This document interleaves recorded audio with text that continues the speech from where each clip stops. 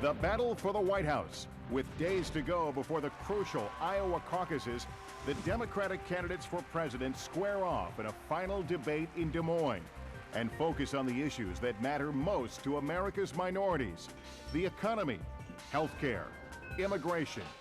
Where do the contenders stand? For the next 2 hours, the Democrats who would be president answer the key questions and debate the tough issues. From MSNBC, this is the Iowa Brown and Black Presidential Forum. Now, from the Polk County Convention Center in Des Moines, Iowa, here are Lester Holt and Maria Celeste Araras. And good evening, everyone. Welcome to this 2-hour presidential candidates debate organized by the Iowa Brown and Black Presidential Forum. This is the 5th debate organized by the Forum since it was founded in 1984, and we're honored to bring it to you again in the 2004 election campaign. 8 de los 9 candidatos demócratas que aspiran a la presidencia de los Estados Unidos ya están aquí. Esta será la última vez que debatirán antes que los votantes de este estado asistan al concilio y escojan a uno de ellos como su nominado para representar al Partido Demócrata. And since I'm sure that Lester didn't get much of that, I'm going to have to translate, don't I? Are you kidding? She took the words right out of my mouth. Well, okay, I'll go for it. 8 of the 9 candidates competing for the Democratic Party are here. It is the last time they will debate before the voters in this state attend the caucuses and pick one of them as Iowa's choice for Democratic nominee. Let me introduce them to you now, and please withhold your applause until the end. First, Representative Richard Gephardt. Governor Howard Dean. Senator Joe Lieberman. Reverend Al Sharpton. Representative Dennis Kucinich. Senator John Edwards. Senator John Kerry, and Ambassador Carl Mosley Braun.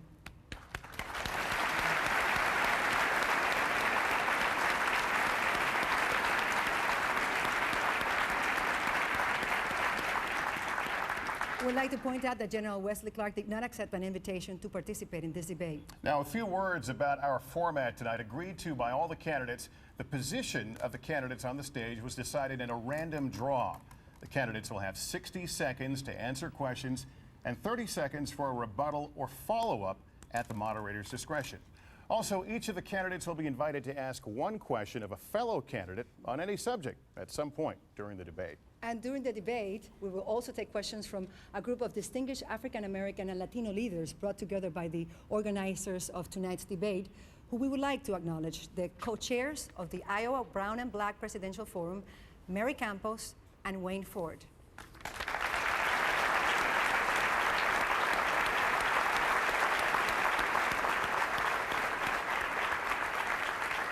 Now my colleague Lester Holt will begin the questioning. Lester. All right, Maria Celeste, thanks very much. I'd like to begin the debate by posing a question to you, Governor Dean. There's been a lot of controversy here in Iowa, as you know, on your views regarding the caucus system. An Iowa voter with one of the subjects we want to get in tonight, that is the economy. And to lead that part of our discussion, here again is Maria Celeste. Maria? Thank you. And this is a question that the little guys ask themselves. And this question is first for Senator Kerry. The president and many economists agree or say that the economy is in a recovery. Do you agree with that? Do you think it's moving forward, backward, or is it simply stagnant? I think it's a Bush League recovery. It's a recovery for the people in the corporate boardroom. It's a recovery for corporations to some degree by compacting, by increasing productivity. But if you go across America, it's not a recovery. They promised, or had to, try to create 250,000 jobs last month. They created 1,000. I mean, they only fell 249,000 jobs short. And a whole bunch of Americans, maybe 200,000 of them, even stopped looking for work. This recovery is a recovery for those people who have stock. It's a recovery for those people who are able to walk away with the highest salaries. But workers have only seen a 3 cents an hour increase in their wages. They've actually seen a $1,500 loss in their income. As president, I'm going to roll back the tax cut for the wealthiest Americans so we can invest in education, in health care, in our cities, in our communities, and do the things that a president ought to do to build the strength of our country. And that is not only critical to our standing here at home. If we're not strong here in our economy at home, we're never going to be able to lead the free world and be strong in the war on terror abroad. It's all connected, and this president just doesn't seem to understand that. Okay, I'd like to pass the same question to Senator Kucinich. The economists who are talking about recovery are the same economists who believe that a certain amount of unemployment is necessary to the functioning of the economy. It's easy for them to say they have jobs. The truth of the matter is that we should have a full employment economy. With the government, the employer of last resort, there ought to be jobs, enough jobs for all who want to work. And as president, I will create a full employment economy by sponsoring a WPA-type program which will rebuild America's cities and rural communities, new bridges, water systems, sewer systems, new energy systems, put millions of people back to work. We need to create jobs. We also have to save the jobs we have. Trade laws are permitting our manufacturing base to be absolutely devastated. We've lost steel, automotive, aerospace, shipping, and textiles. As the next president, recognizing the destructive effect that NAFTA and the WTO have had, I will cancel NAFTA and the WTO and return to bilateral trade conditioned on workers' rights, human rights, and environmental quality principles. Thank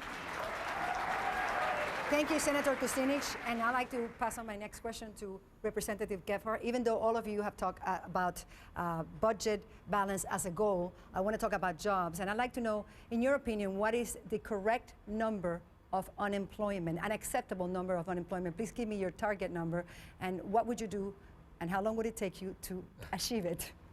Well, my target would be 0. That's what we need to work toward. And I would remind you that at the end of the Clinton administration, we had unemployment in the country down to 3%. Is zero possible? It is possible. I think we surprised everybody during the Clinton years as to what we achieved. There were a lot of economists who said, oh, you can't get to 3% unemployment, you'll have inflation. We did things that really got people to be employed. We increased the minimum wage, and that's the first thing that I would do. I'd also ask the World Trade Organization for an international minimum wage. So it'd be different in different countries. We got to start getting the standard of living up for people all across the world. My health care plan would create 750,000 new jobs by getting everybody covered with health care insurance. And I got an energy plan called Apollo 21 that would create 2 million new jobs in this country, creating renewable fuels. A lot of it could be here in the Midwest with ethanol and wind and solar that would be clean energy. And my teacher corps idea would get young people to be teachers. If they teach for 5 years, I'd pay their college loans. These are the kind of job-creating ideas that this country needs, that we did in the Clinton administration, but this administration has marched us in the opposite direction. This president must be defeated. And it's an Apollo plan for planet Earth, correct? Not Mars. Yeah, right. Planet Earth, not Mars. Thank you. My next question is for Reverend Al Sharpton. And the latest job statistics show almost no increase in employment across the country, and also show that hundreds of thousands of workers left the job market. They simply disappear. The challenge to find good jobs in the African American and Latino communities are even harder, as we all know. What would you do to reduce unemployment in these communities in particular? You have to have a job creation program. I've proposed throughout this campaign a $250 billion 5-year plan to create jobs that are necessary: infrastructure redevelopment, roadways, highways, bridges, tunnels, school buildings, and in the name of Homeland Security, ports. We ought to be investing in creating jobs. That's what Roosevelt did with public works programs. I think that Congressman Kucinich is right. We must go after A, what is necessary, and B, what will create jobs. The recovery is like if you went to a hospital and all the doctors and nurses had a cold, they got over the cold and we say it was recovery. But the sick people are still sick. So you've got some of the managers of America recovering, but those that are ill are just as sick as they ever was. Recovery is not for the staff. Recovery is for the patients. The patients, Mr. Bush, are still sick. Okay, well, thank you, Reverend. And as we've been saying, we're also going to be taking questions from a distinguished panel of experts. And Lester is right now with one of them and their questions. Go ahead. Maria, thanks. I'm with Professor Greg Rocha of the University of Texas at El Paso. Dr. Rocha, good evening to you. Thanks for taking part. Thank you. Your question is to who? And I have a question for Senator Kerry and also for you, Reverend Sharpton, and it concerns unemployment. Over the past decade, we've seen that The unemployment rate for Latinos has been about 40% higher, and for African Americans, it's been about 80% higher than the overall rate. Why do you think that condition has existed, and what would you do to start to close that gap? For me first? Yes. I think it exists. I think we're allowed to walk out here. I think it exists because, I don't know if the lights are working. Yeah, unfortunately, the lights aren't working, so it's your choice. So we can't move around. Well, I thought that we were able to move around. Let me just say to you, look, the reason that exists is because we have an indifference, a casual indifference in the leadership of our country that ignores the fact that we have a separate and unequal school system in the United States of America, that we adults in the United States are literally abandoning millions of children every single day, that we have too much willingness to send people to prison rather than invest $10,000 a year in Head Start, Early Start, Smart Start, early childhood education. There is a complete abdication of responsibility. And those people who run around this country talking about compassionate conservatism have shown compassion only for conservatives and for the wealthiest people in the country. We need a president who's going to fight against those special interests, have early education 0 to 8. We need a president who's going to fight to fund those schools. No child left behind he's walked away from. It hurts the urban communities the most and the rural communities the most. We've got to change our attitude about how you raise kids in America, how you provide opportunity, and it's always worse in the minority centers because that's where the greatest level of poverty is and the lack of voting power. We need a president who stands up and fights for America. And I believe you're also addressing that question to Reverend Sharpton. Yes, yes, sir. I think that we definitely need all that Senator Kerry outlined. But on top of that, we must be honest about discrimination and have a president that will enforce anti-discrimination laws. It is not as a result of some magic that Latinos are at that rate or blacks at that rate. We still have institutional discrimination in this country, which is worse than blatant discrimination. What is hurting us is that 50 years ago we had to watch out for people with white sheets. Now they have on pinstripe suits, and they discriminate against our advancement, they discriminate against our achievement, and we're called divisive if we bring it up. We're divisive if we don't bring it up. We had to fight, our fathers had to fight Jim Crow. We've got to fight James Crow Jr. Esquire, and we need to take on that fight. Reverend Sharpton, thank you, and Dr. Rocha, thank you very much as well. Maria. Yes, I have another economic question, this time for Governor Dean. And do you want to make a quick comment, because I've seen you? Ask the last question. Go right ahead. Could I please? Thank you. One of the issues has to do with the private sector and creating jobs. And when you consider that Latina women make 53 cents on the dollar, African American women make 68 cents on the dollar, and white women make 73 cents for every dollar that a man makes, the disparities are very clear, both as to race and gender. I think the answer lies in providing capital for the development of jobs and businesses in communities where people live.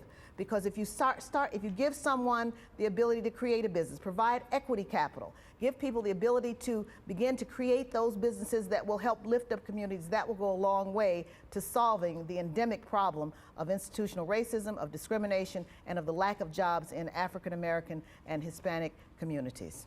Thank you very much.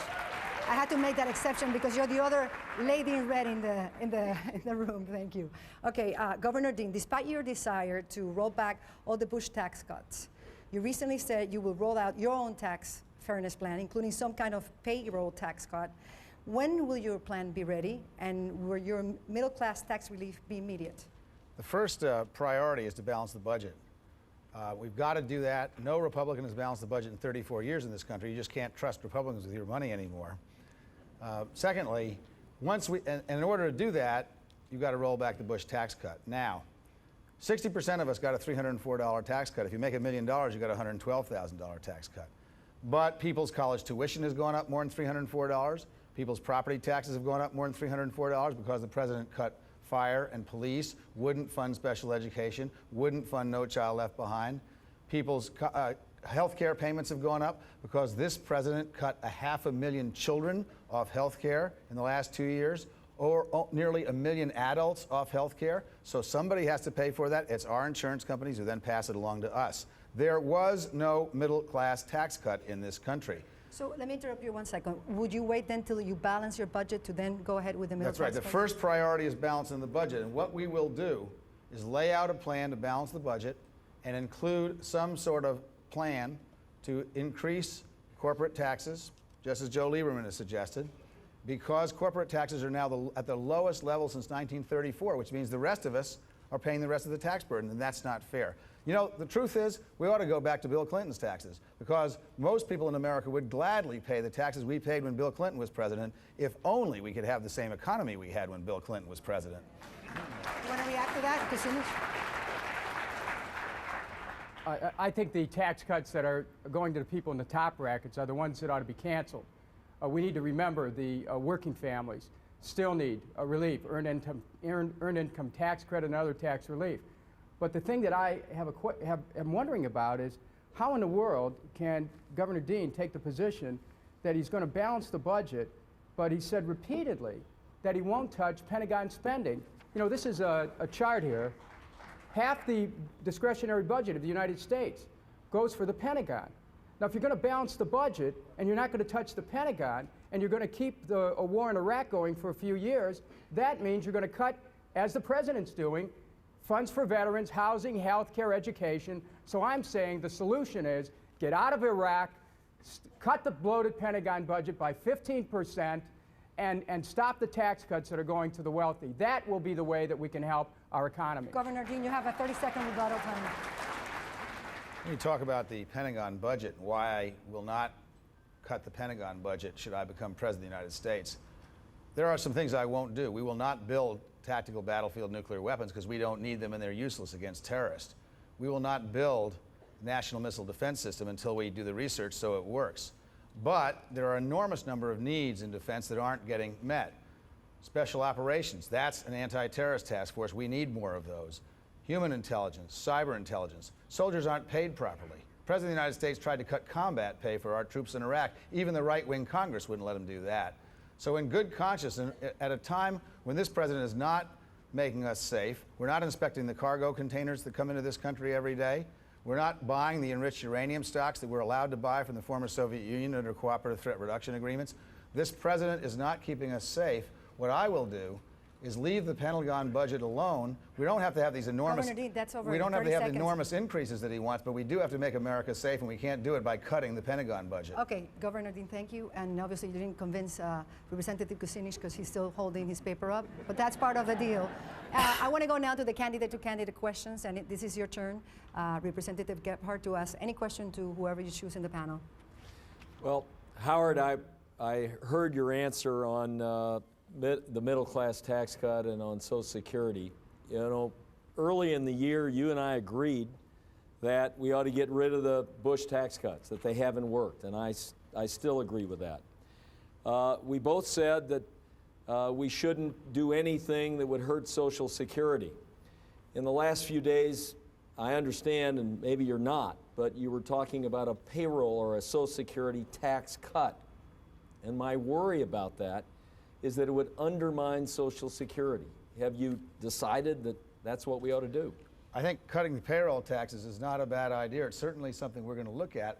Under no circumstances will we take the money to cut payroll taxes out of the Social Security Trust Fund. That would be absurd. I said so a year ago on Judy Woodruff's show, Inside Politics, that a payroll tax holiday is irresponsible for the same reason a payroll tax cut, should it cut the money going into Social Security, is irresponsible. If we end up cutting payroll taxes, which is the most regressive tax there is for low and moderate income workers, it will come out of the general fund in the form of a tax credit. We will not touch Social Security. Very well. Next question to another candidate is Mr. Reverend Al Sharpton. I want to, you know, I have to ask this. I was going to ask Gender something, but I have to ask you this, Governor Dean, because I was disappointed you weren't in Washington the other day. But you keep talking about race. In the state of Vermont, where you were governor, 97, 99, 2001, not one black or brown held a senior policy position, not one. You yourself said we must do something about it. Nothing was done. Can you explain since now you want to convene everyone and talk about race, it seems as though you've discovered blacks and browns during this campaign.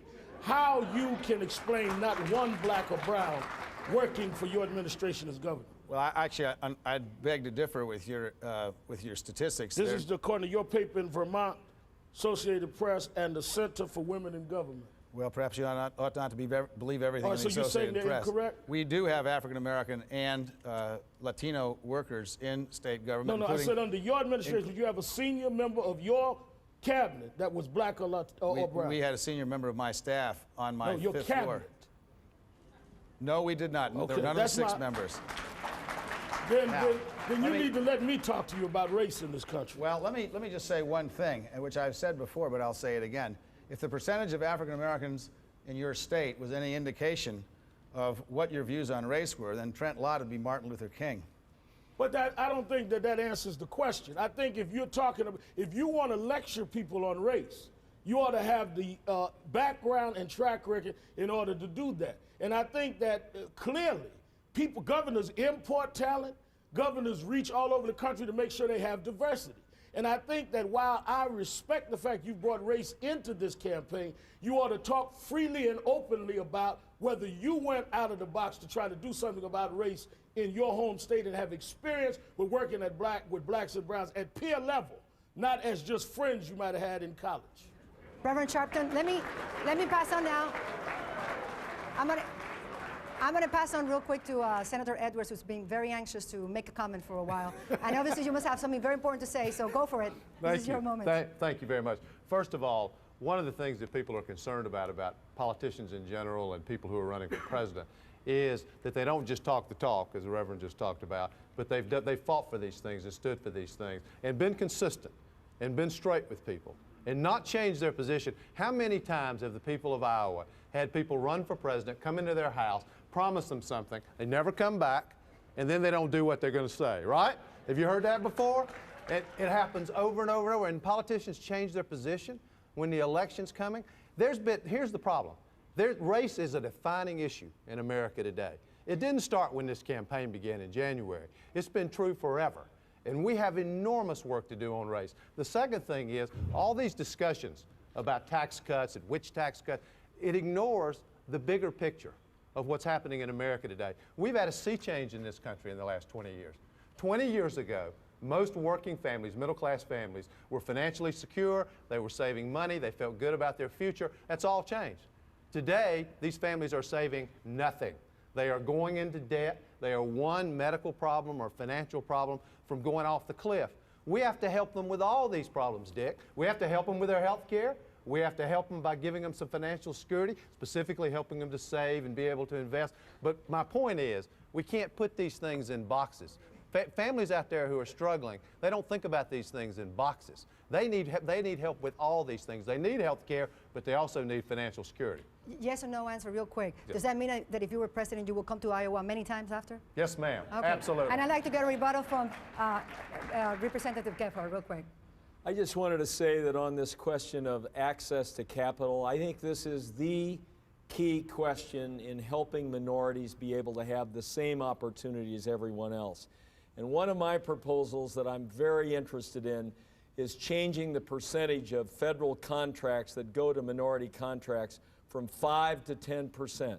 This would do more to get capital into minority contractors and give people the opportunity they need. We also had a new markets initiative from Bill Clinton, and it's gone by the wayside with this administration. It needs to be renewed and funded so that minorities in this country can get access to capital so they can start small businesses. Very well. Talking about funding, we need to go to a commercial break real quick. When we come back, we're going to talk about foreign policy. So stay with the battle for the White House.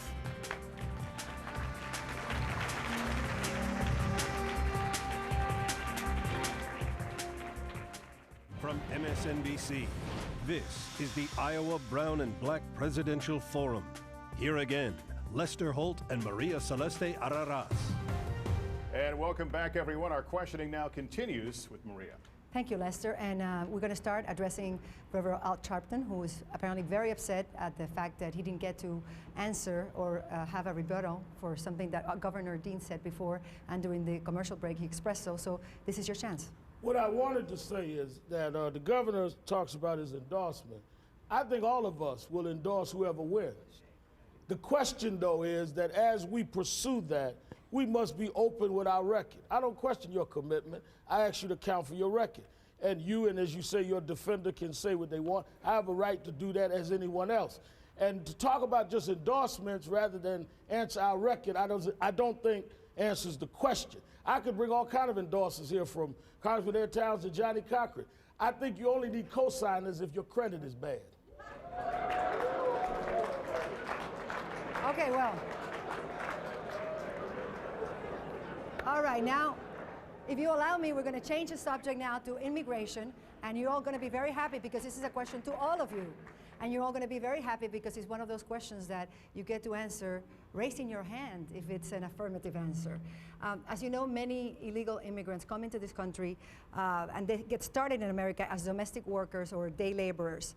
Have you or any member of your family hired an illegal immigrant? And would you raise your hand if it's positive? If it's yes, raise your hand. No one has. Okay. You all seem pretty shocked. It's more common than you all think, but all right.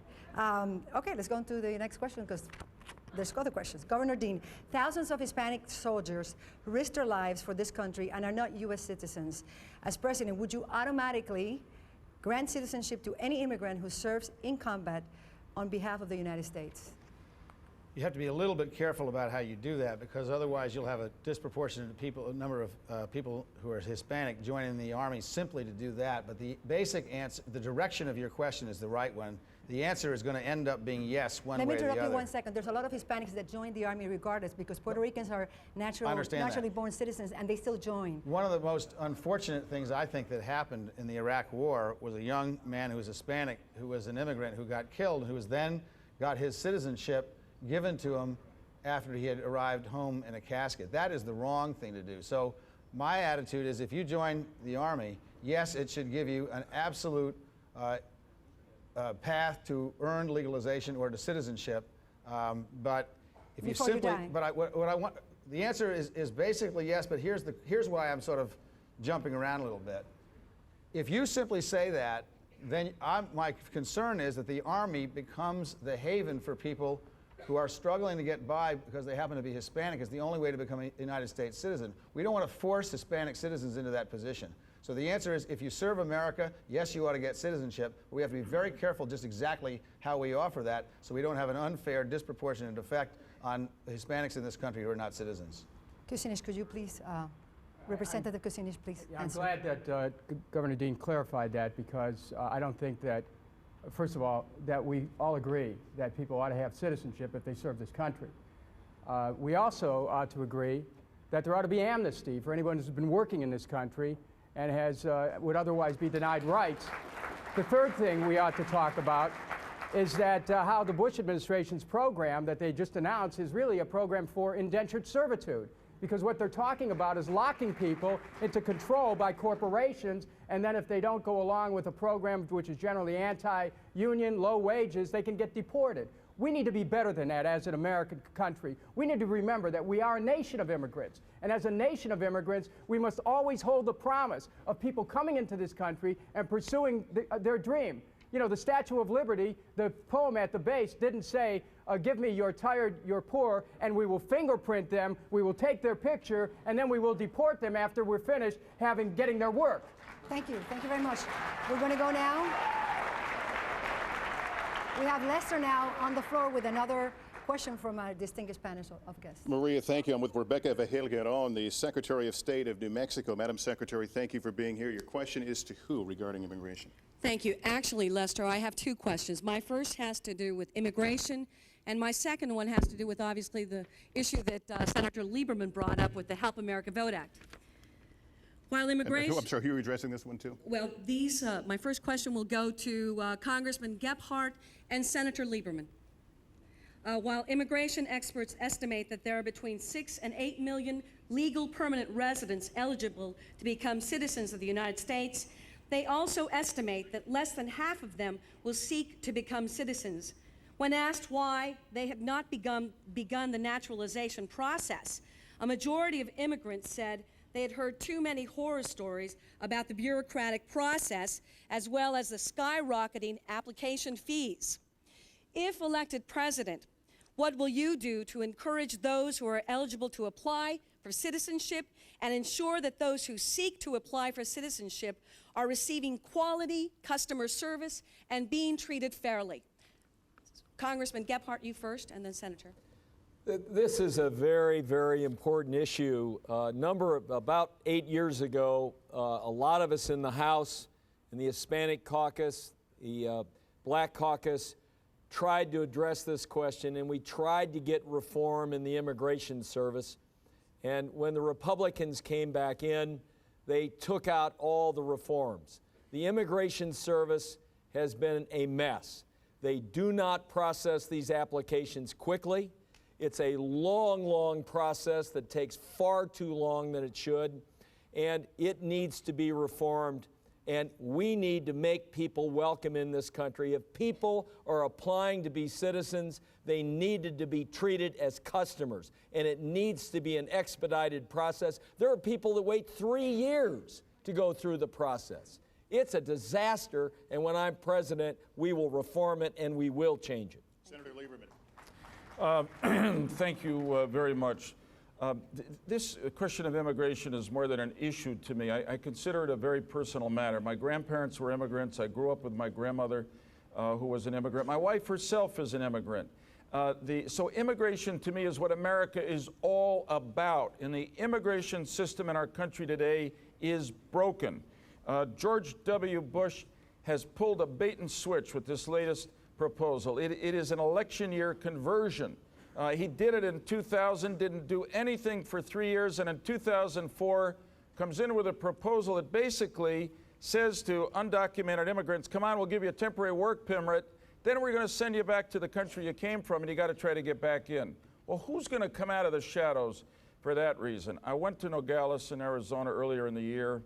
That day, 4 immigrants from Mexico died in the desert trying to come to America for the same reason my grandparents did, for a better way of life. So I am for earned right of legalization for undocumented immigrants. I am for temporary worker permits for people coming over. I'm for lifting the cap on family reunification, which keeps immigrant families apart, and I'm for lifting the cap on political refugees.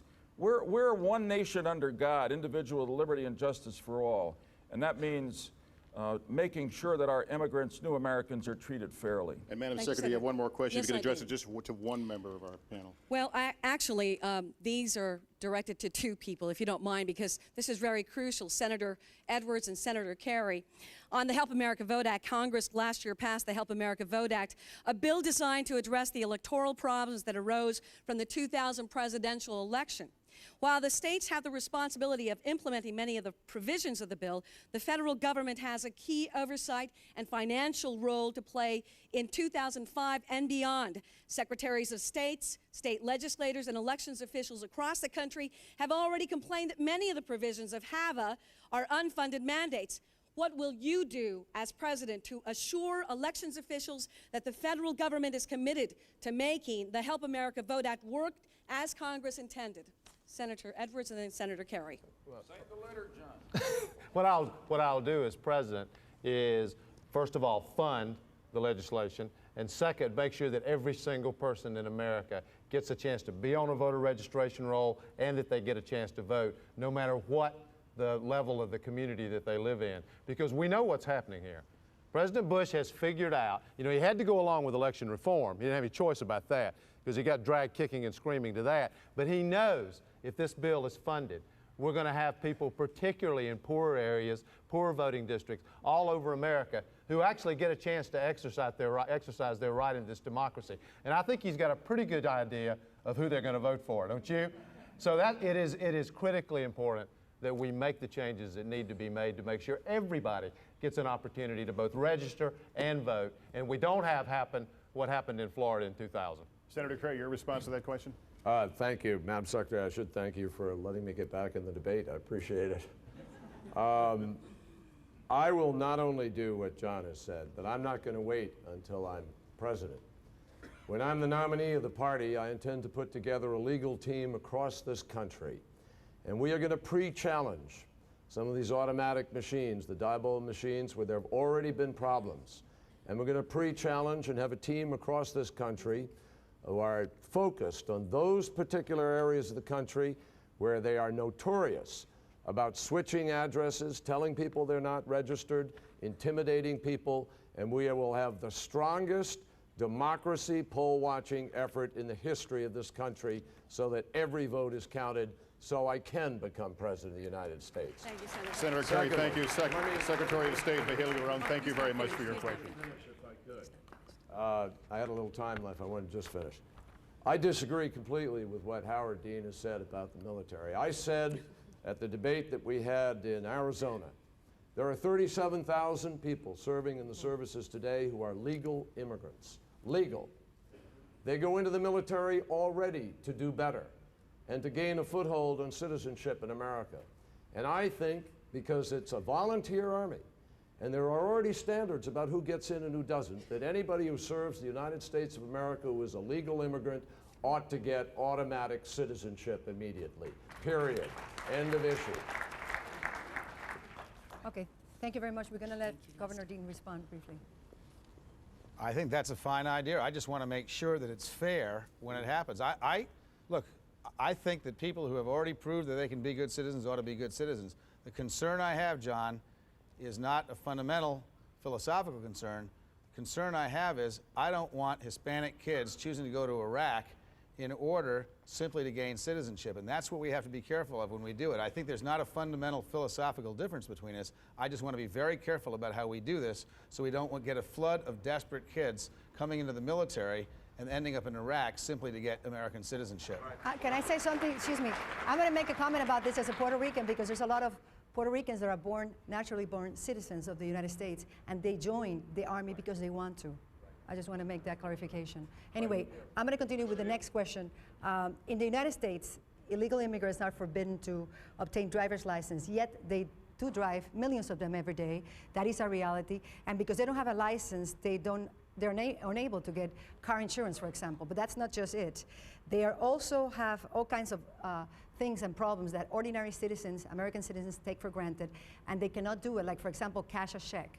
As president, I'm going to address this question to you, Senator Lieberman. Would you definitely remove this? Would you allow driver's license for immigrants? Yeah, I absolutely would. And I would because it is obviously better for those immigrants and for the rest of America that they be driving with a license instead of without a license. And if they have a license, they're more likely to be driving with insurance. So it makes no sense to me to punitively deprive them of that opportunity. I would just say to Governor Dean, he raises an important question, but the dilemma is solved with a very easy step, and it is to make sure that at the same time we grant citizenship to immigrants who serve in the military, we grant the earned right of legalization to all undocumented immigrants who have no trouble with the law and have paid their taxes, working hard, filling jobs that have not been filled by Americans. So if we do them all at once, everybody will enjoy the benefits of American citizenship, and we will enjoy the benefits of their service and loyalty to our country. The new Americans have an appreciation of America that is often greater than those who've been here a long time. And we force them to live in the shadows. Let's bring them out and strengthen our country. That is correct. And I'm going to pass now with Ambassador Mosley Brown, because this is definitely an issue that goes beyond just having car insurance or not. They lack a proper identification document that lets them live like the rest of us in America. I think in the first instance, as president, I would work closely with the governments of other governments, particularly with Mexico, President Fox now, to work out treaty arrangements, to work out protocols, to work out the kind of arrangements that would give some semblance of order to this process, so that when people come back and forth across the border, they're not dying in the deserts, they're not driving cars without insurance, without licenses, so there's some sense that they'll know what the rules are. We want to encourage people to obey the rules, but when the rules don't make any sense, and when the process, as Dick Gephardt rightly points out, is so convoluted and messed up, it's very difficult to expect compliance with the law. I think we need to reform immigration policy. We need to work with our neighbors. We need to give people a sense of being welcome in this land of immigrants. Thank you. This question is for Senator Edwards. You have said several times that your immigration policy is a simple one. You propose, quote, a warm welcome to immigrants and visitors and exhaustive barriers against terrorists. Since, of course, we all know that terrorists don't arrive wearing a label, how would you distinguish or differentiate one from the others? Well, first of all, let me say that the whole notion of earned citizenship is something that I strongly support. The second thing, and this is in response to the question that you're asking, is we have to do a much better job. I would first, and I should add to what I just said, I would expand the number of legal immigrants that can get into the country, which helps relieve some of this pressure that we have right now.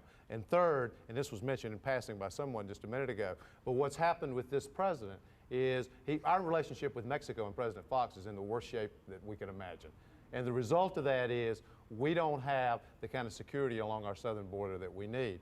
First of all, we don't have the resources and technology that we ourselves need to provide on our side of the border, and we don't have the cooperation of the Mexican government. In order to provide a real and meaningful secure border, we need to do that. So, earned citizenship. Second, do a better job of protecting our southern border with a better relationship with Mexico. And third, expand the number of legal immigrants who are able to get into this country. Okay, well, my next question is to Representative Gebhardt. In some communities, large numbers of illegal immigrants have created burdens at the local level, and they're definitely creating burdens on local taxpayers as well as overburden in schools and social services. Everything is strained. Since immigration, it's a national policy, and illegal immigration a national concern, why should it be a local burden? As president, how would you correct that problem? I think the federal government needs to help state and local government in dealing with these needs. If people are here, if children are here, they have to be educated. They have to get basic health care immunizations. And the federal government needs to fill some of that need. My health care plan would give billions of dollars to state and local governments for health care for their employees. And much of that money could be used for purposes like this. I also want to say I agree entirely with what's been said about earned legalization. If people have been here, obeyed the laws, paid their taxes, worked hard, they deserve the right to be able to get into legal status. I wrote a bill with the Hispanic Caucus that achieves precisely that. One other thought. My international minimum wage proposal is also an attempt to begin getting people treated fairly around the globe. We've let our trade policy be written by the big corporations who want cheap labor, who don't want a minimum wage in these countries. 3.5 billion people in the world today live on less than $1 a day. It's immoral. These people are being exploited for the quick profits of a few corporations. We need a trade policy that says anybody in the world who works gets to be treated like a human being and not exploited.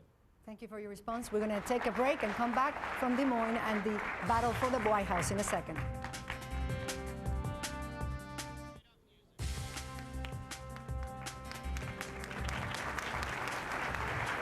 Welcome back to the Iowa Brown-Black Forum. We're going to continue with the questions for the candidates, and now Lester Holt once again. Maria Celeste, thank you very much. Senator Kerry, this is your opportunity now to ask a question of one of your opponents.